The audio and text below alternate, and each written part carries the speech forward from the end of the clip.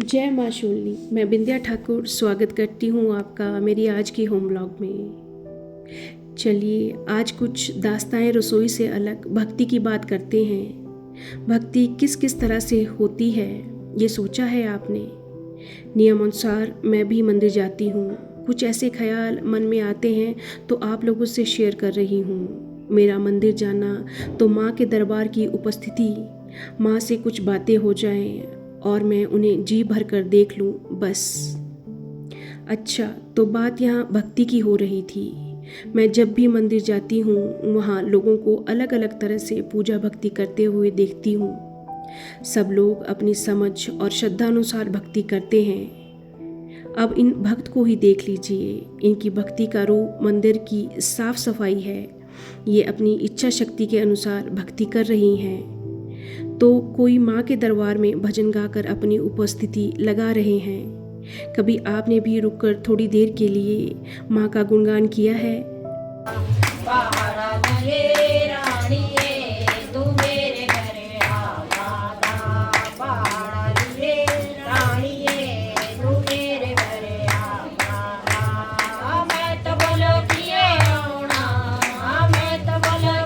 और अब रंजू जी को ही देख लीजिए।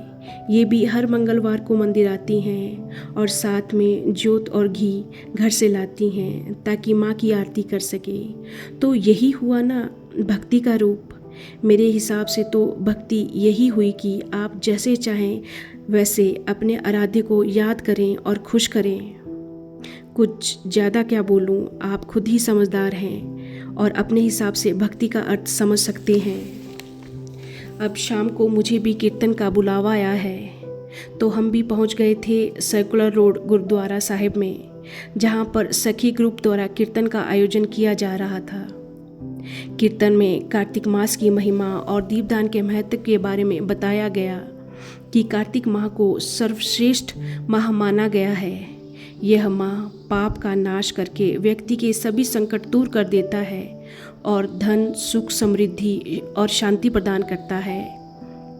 इस दौरान जगत के पालनहार भगवान श्री हरि विष्णु की पूजा अर्चना करने का विधान है। इसे दामोदर माह के नाम से भी जाना जाता है। कार्तिक माह में दीप जलाने का अर्थ है कि अपने मन और आत्मा से अंधकार और नकारात्मक ऊर्जा को दूर करना है। यहाँ अंधकार का मतलब अज्ञानता से है। इस दौरान जो लोग भगवान विष्णु के सामने दिए जलाते हैं और उनकी विधिवत पूजा करते हैं, उन्हें अंधकार, लालच, वासना और अहंकार जैसी भौतिकवादी दुनिया से छुटकारा पाने में मदद मिलती है। वहीं इस दौरान दीपक जलाने से जीवन में शुभ और सकारात्मकता आती है। पूज्य सखी जी के मुखारविंद से कार्तिक मास की महिमा जानकर सभी ने मन लगाकर भजन कीर्तन किया और शाम कब आओगे कीर्तन पर झूम झूम कर सभी सखियां नाची।